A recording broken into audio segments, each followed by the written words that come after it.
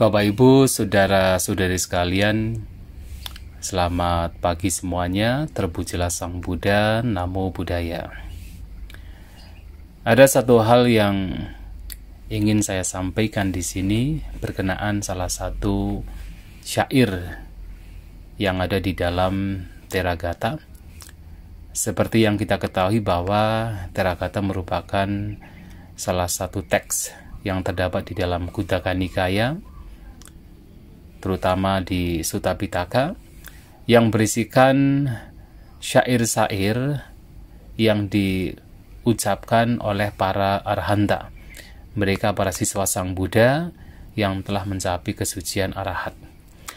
Ada satu syair yang menarik yang sebenarnya awalnya saya bingung, karena ketika membaca syair ini dan diterjemahkan di dalam bahasa Indonesia, ada sebuah terjemahan yang saya temukan di dalam sebuah grup WhatsApp, dan ketika dibaca terasa aneh, karena ketika saya juga sampaikan kepada teman-teman apa makna dari syair ini, malahan beberapa mengatakan kok sepertinya syairnya itu mengajak seseorang untuk menjadi antisosial.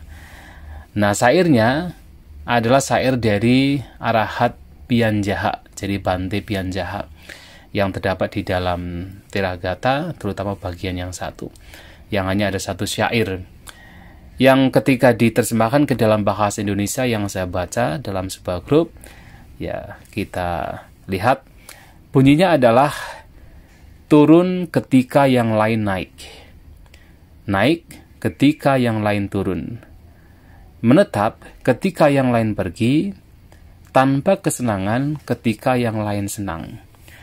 Nah, kalau kita perhatikan syair ini seakan-akan mengajak seseorang untuk menjadi antisosial. Tentunya kalau kita memahaminya secara tekstual, jadi dimakan mentah-mentah. Jadi turun ketika yang lain naik. Artinya seperti sementara orang yang lain pada naik ke atas, tapi kok dia turun sendiri. Kemudian naik ketika yang lain turun. Artinya sementara orang-orang lain itu turun tetapi dia naik sendiri. Kemudian menetap ketika yang lain pergi. Artinya sementara orang-orang lain pada pergi dari suatu tempat, dia malahan menetap sendirian. Dan bahkan di baris keempat, tanpa kesenangan ketika yang lain senang. Ini juga seperti mengajak orang untuk hidup melankolis atau tidak ada kebahagiaan sama sekali, sementara yang lain punya kesenangan, punya kebahagiaan. Nah, kalau kita memaknai syair ini tanpa ada penjelasan, ini bisa memberikan pemahaman yang salah, bisa memberikan pemahaman yang misleading, karena seakan-akan syair ini mengajak seseorang untuk menjadi antisosial. Nah, oleh sebab itu kita harus mengetahui dari sisi bahasa Palinya seperti apa, kemudian kita lihat juga kitab ulasan atau bagaimana para sesepuh, para biku kuno memberikan pemaknaan terhadap kalimat ini atau syair ini. Ya, kita lihat. Nah, kalau kita perhatikan di dalam Pianjaha Theragata ini, syair dalam bahasa Pali sebenarnya berbunyi seperti ini.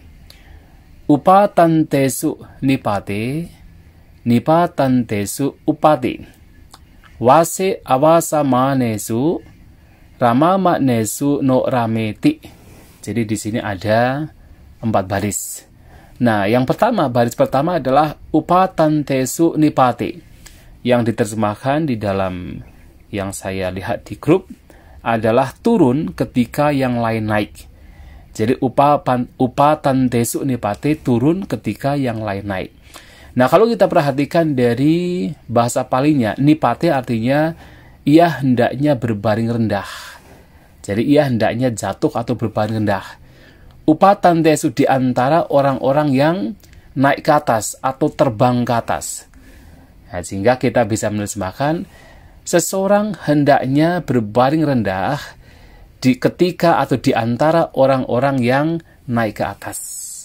Ya, memang terjemahan ini juga hampir mirip seperti terjemahan yang dilihat di grup, turun ketika yang lain naik. Nah, di sini seseorang hendaknya berbaring rendah nipate di antara orang-orang yang naik ke atas. Bahkan kalau diterjemahkan secara harfiah ya di antara orang-orang yang terbang ke atas. Upatantesu. Ini yang pertama. Baris kedua adalah nipatantesu upate. Upate adalah ia hendaknya atau seseorang harusnya atau seseorang hendaknya naik ke atas, nah, di antara orang-orang yang berbaring rendah. Nipatantesu, di antara orang-orang yang berbaring rendah. Nah, ini adalah syair dalam hal ini baris yang kedua, yang kalau di dalam huruf diterjemahkan naik ketika yang lain turun. Tapi upate, ya ini adalah semacam kata kerja untuk order atau semacam kata kerja untuk orang ketiga tunggal yang mengacu kepada seperti memerintah. Yang di sini bisa diterjemahkan sebagai seseorang hendaknya naik ke atas di antara orang-orang yang berbaring rendah. Ini adalah baris kedua. Tetapi juga sebenarnya mirip juga dengan terjemahan yang ada di dalam grup WhatsApp tadi. Nah, kemudian baris ketiga adalah wase awasamanesu. Wase artinya ia seharusnya tinggal. Nah, awasamanesu di antara orang-orang yang tidak tinggal. Jadi sementara orang-orang lain tidak tinggal, ia seharusnya tinggal. Ini juga mirip dengan terjemahan yang ada di WhatsApp. Menetap ketika yang lain pergi. Nah, kemudian baris keempat atau terakhir, Rama maknesu norami. Nah, norami juga adalah kata kerja untuk orang ketiga tunggal yang artinya seperti memerintah. Ia seharusnya atau seseorang seharusnya tidak bergembira di antara orang-orang yang bergembira. Nah, di sini Rama maknesu di antara orang-orang yang bergembira atau orang-orang yang bersenang. Nah, tapi sebenarnya juga mirip dengan terjemahan yang ada di grup ini. Nah, tetapi apapun terjemahannya memang di sini kalau tidak dilihat dari penjelasan kitab ulasan, memang tetap masih bisa misleading. Artinya apa? Seseorang hendaknya berbaring di antara orang-orang yang naik ke atas. Nah, kemudian seseorang hendaknya naik ke atas di antara orang-orang yang berbaring. Nah, seseorang hendaknya tinggal di antara orang-orang yang tidak tinggal. Dan seseorang hendaknya tidak bergembira di antara orang-orang yang bergembira. Ini juga masih seakan-akan seperti mengajak seseorang untuk menjadi antisosial. Maka kita harus melihat kitab ulasannya seperti apa dalam Pianjaha Teragata ini. Nah, Bapak Ibu, Saudara-saudari sekalian, kalau kita perhatikan dalam kitab komentar atau kitab ulasan Pianjaha Teragata Wannana atau kitab komentar atau kitab pengulas atau yang menerangkan syair Tera dari Bante Pianjaha ini, itu diawali dengan apa yang telah dilakukan oleh Bante ini di kehidupan yang lampau. Jadi suatu kali ketika Buddha Vipassi muncul di dunia, jadi salah satu Buddha yang sudah lama sekali sebelum Buddha Gautama muncul di dunia. Nah, pada waktu itu Bante Pianjaha adalah seorang dewa pohon yang tinggal berada di daerah pegunungan Himalaya. Nah, akan tetapi karena dia punya pengaruh yang kecil, punya kekuatan yang kecil, ketika ia bersama dengan para dewa lain mengunjungi Sang Buddha Vipassi untuk mendengarkan khotbah dari Sang Buddha Vipassi, nah, dewa pohon ini yang nantinya adalah menjadi Bante Pianjaha ini berada di paling pinggir. Artinya biasanya kalau para dewa sedang mendengarkan Dhamma, nah para dewa yang punya pengaruh besar, yang kuat-kuat, yang sakti-sakti, ini akan berada di dekat Sang Buddha. Sementara yang tidak punya pengaruh akan berada di pinggir. Ya, barangkali seperti zaman sekarang. Kalau kita berada di tengah-tengah, misalnya orang penting, Pak Presiden misalnya, kan biasanya yang berdekatan dengan Pak Presiden adalah para pejabat atau mereka yang punya pengaruh. Tapi kalau rakyat biasa ya jauh dari Pak Presiden. Nah, itu biasanya begitu. Nah, ini juga terjadi di antara para dewa. Nah, dewa pohon ini mendengarkan dhamma khotbah atau wejangan dari Sang Buddha Vipassi dari jauh. Nah, akan tetapi ketika mendengarkan dhamma dari Sang Buddha, ia memperoleh keyakinan yang kuat. Bahkan ketika ia sedang menyeberangi Sungai Gangga dan melihat keindahan dari pasir di Sungai Gangga, kemudian dia berpikir bahwa keindahan pasir di Sungai Gangga ini, yang Sungai Gangga ini bukan Sungai Gangga yang ada di bawah, ya sudah berada di perkotaan, tapi Sungai Gangga yang memang masih dari awal, dari sumbernya daerah Himalaya, dan itu dikatakan memiliki keindahan yang luar biasa. Nah, ketika melihat pasir di Sungai Gangga yang berada di sekitaran Himalaya, ia melihat betapa indahnya pasir-pasir yang ada di Sungai Gangga tersebut. Tetapi kemudian muncul perenungan, keindahan pasir dari Sungai Gangga tersebut tetap kalah dengan kualitas-kualitas Sang Buddha yang begitu murni, yang tanpa batas, yang tidak ada batasnya. Nah, merenungkan pengetahuan Sang Buddha yang begitu luas, tanpa batas, dan begitu luhur, begitu agung, muncullah keyakinan yang kuat terhadap Sang Buddha. Nah, karena persepsi pengetahuan berkenaan dengan pengetahuan Sang Buddha inilah yang ia munculkan pada saat dia melihat pasir di Sungai Gangga tersebut. Nah, ini sebuah persepsi yang sangat baik, sebuah katakan perbuatan yang sangat baik melalui pikiran, dan itu membawa Dewa Pohon ini dilahirkan dalam kehidupannya sampai nanti pada zaman Buddha Gautama, itu dilahirkan di antara manusia dan para dewa. Bahkan suatu kali dia terlahir sebagai seorang manusia yang menjadi seorang Raja Cakrawati atau Raja dunia.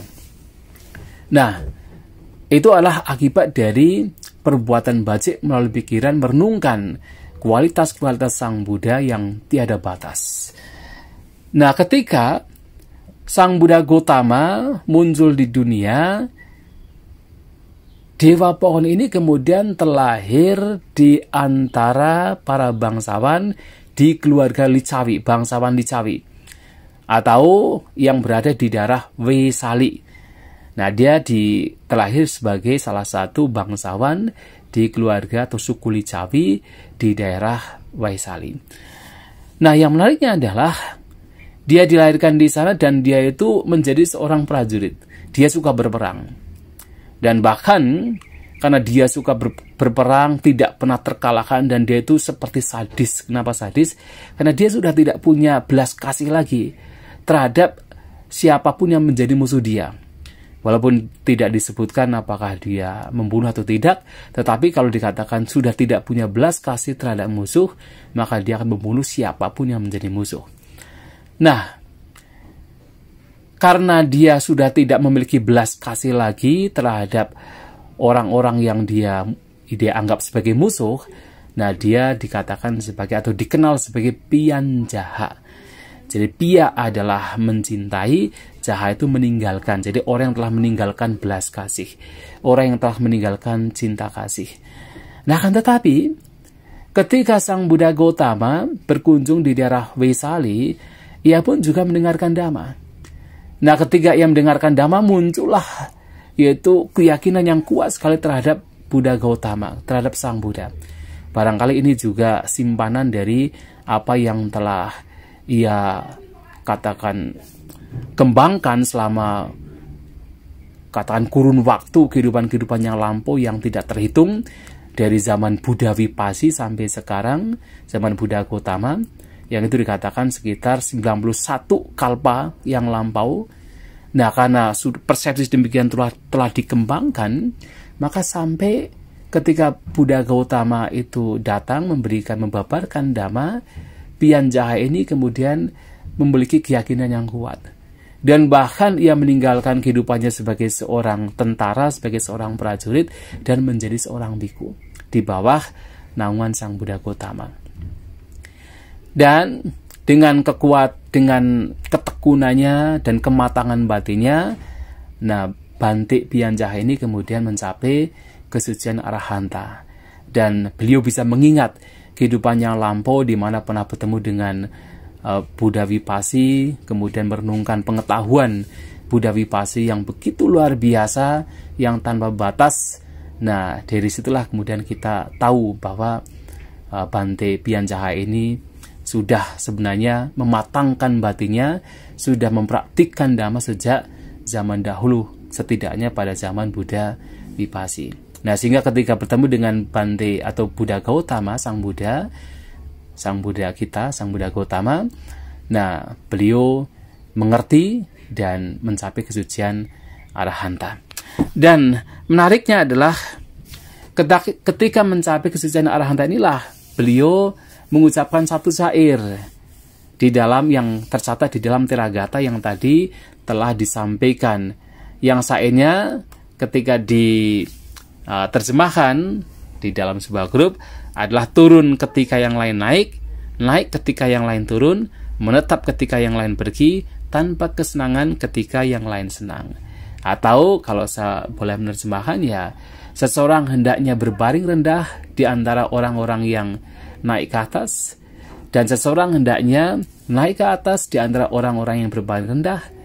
Seseorang hendaknya tinggal di antara orang-orang yang tidak tinggal, dan seseorang hendaknya tidak bergembira di antara orang-orang yang bergembira. Nah, akan tetapi kita harus memahami sebenarnya arti dari syair ini apa. Karena kalau tidak dipahami dengan baik, itu bisa memberikan pemahaman yang misleading, yang bisa seakan-akan, wah, ini Arahat ini kok mengajak kita untuk menjadi orang yang antisosial. Nah, ternyata kalau kita perhatikan di dalam kitab ulasan, apa yang dimaksud dengan upatantesu nipate, ini adalah baris pertama. Nah, ternyata upatantesu artinya adalah unamantesu, atau di antara orang-orang yang sombong. Jadi di antara orang-orang yang naik ke atas adalah, atau diartikan sebagai di antara orang-orang yang sombong, dan juga adalah anupasantesu, di antara orang-orang yang tidak berdamai. Nah, berdamai karena apa? Karena kesombongannya, karena mengagungkan dirinya. Kenapa mengagungkan dirinya? Karena dia itu memiliki mana, udaca, tambah saramba. Karena dia memiliki yaitu pembandingan, mana yang juga adalah kesombongan, udaca kegelisahan, tambah adalah kekeras kepalaan, nah saramba juga seperti kekeras kepalaan atau semacam kayak keserakahan begitu.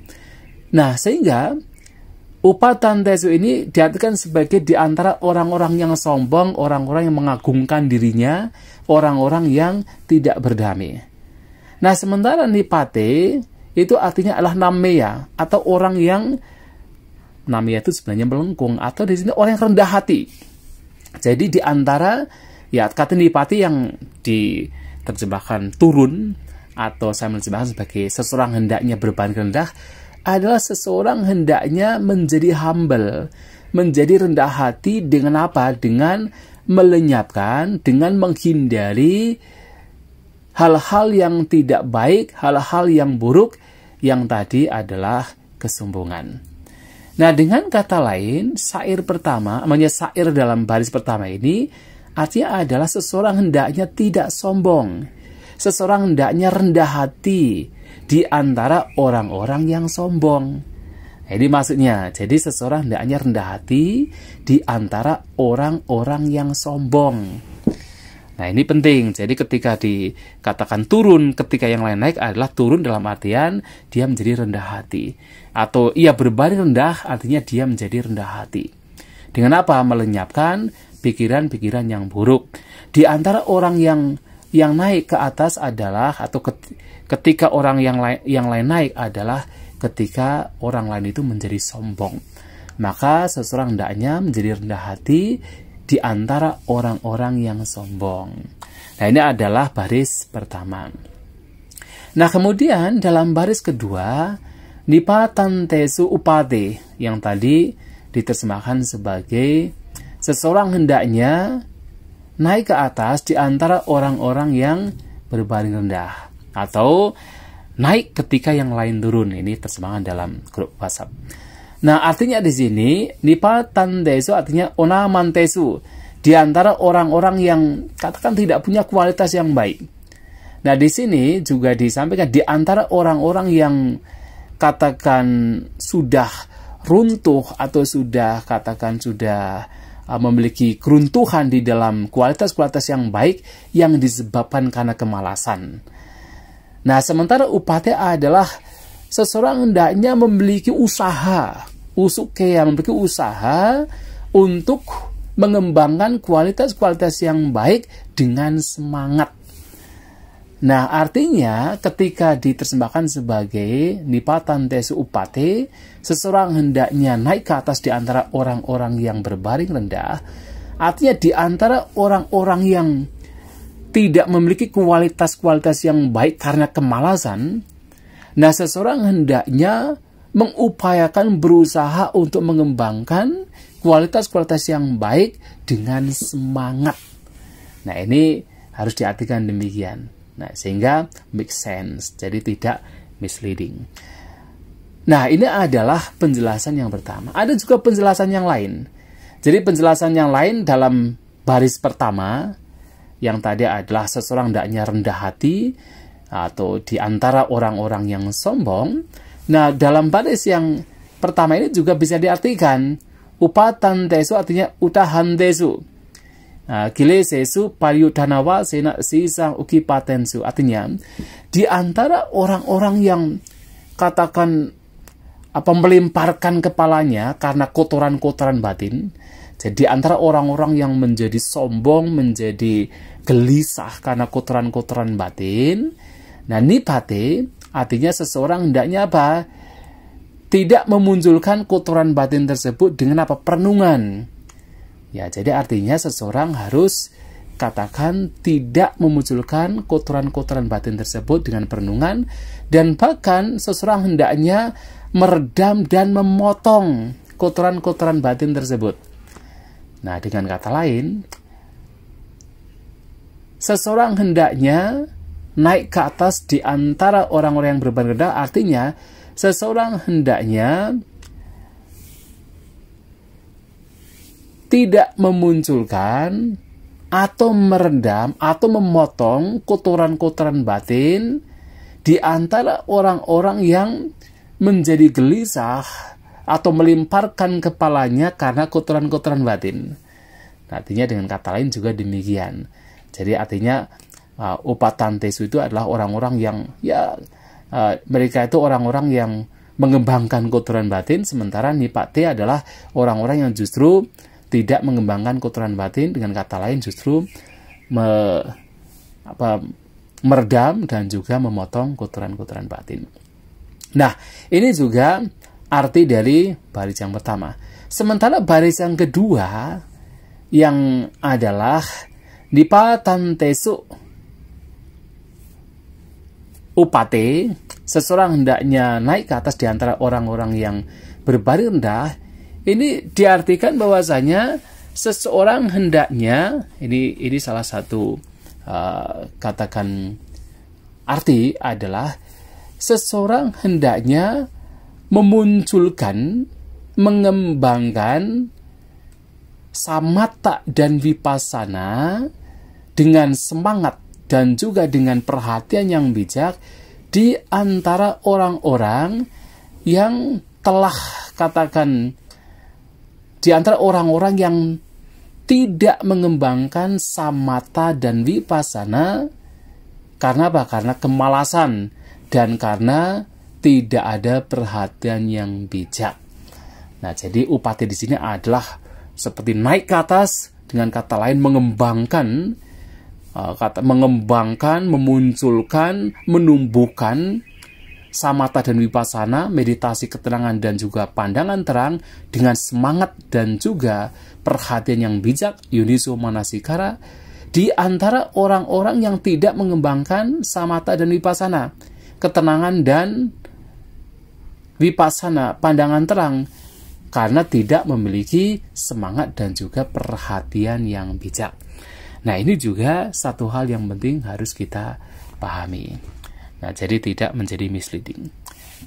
Nah, kemudian yang baris ketiga yang adalah wase awasa manesu, seseorang hendaknya berdiam atau tinggal di antara orang-orang yang tidak berdiam atau tidak tinggal. Artinya di sini adalah, nah, seseorang hendaknya berdiam di dalam kehidupan brahmacari atau kehidupan yang luhur, dan juga berdiam dalam kehidupan yang diperhatikan oleh para Arya, oleh para muliawan atau mereka yang telah mencapai kesucian, di antara orang-orang yang tidak mempraktikkan kehidupan brahmacari, kehidupan yang luhur, dan kehidupan yang dipraktikkan oleh para muliawan.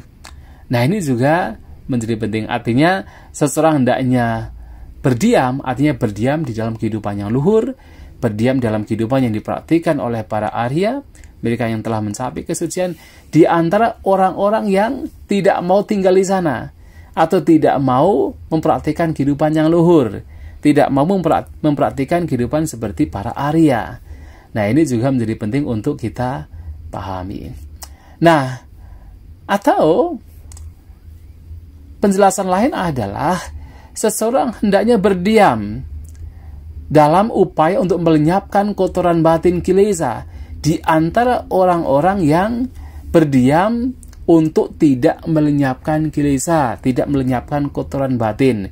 Ini juga arti atau makna yang juga diberikan oleh para sesepuh. Ini juga penting untuk kita perhatikan.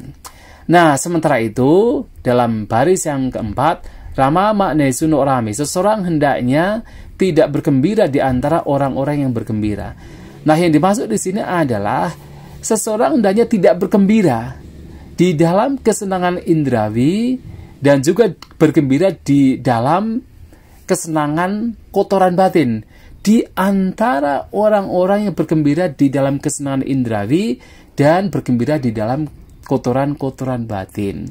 Jadi artinya yang dimaksud bergembira di sini adalah bergembira bukan bergembira dalam hal yang baik, tetapi bergembira di dalam kesenangan indrawi, kama guna radia, atau bergembira di dalam kegembiraan kilesa, kotoran batin.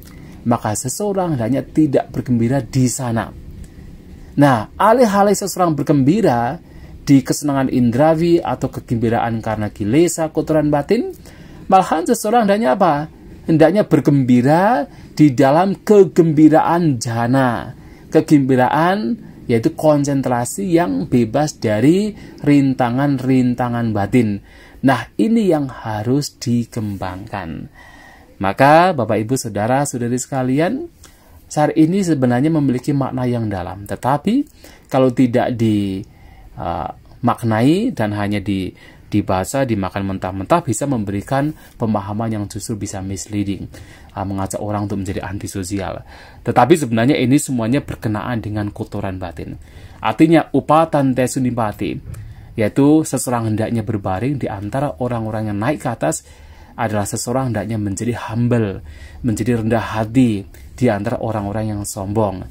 Atau seseorang hendaknya katakan tidak memiliki kotoran batin di antara orang-orang yang memiliki kotoran batin. Nah, kemudian nipatan tesu upate, seseorang hendaknya naik ke atas di antara orang-orang yang berbaring rendah.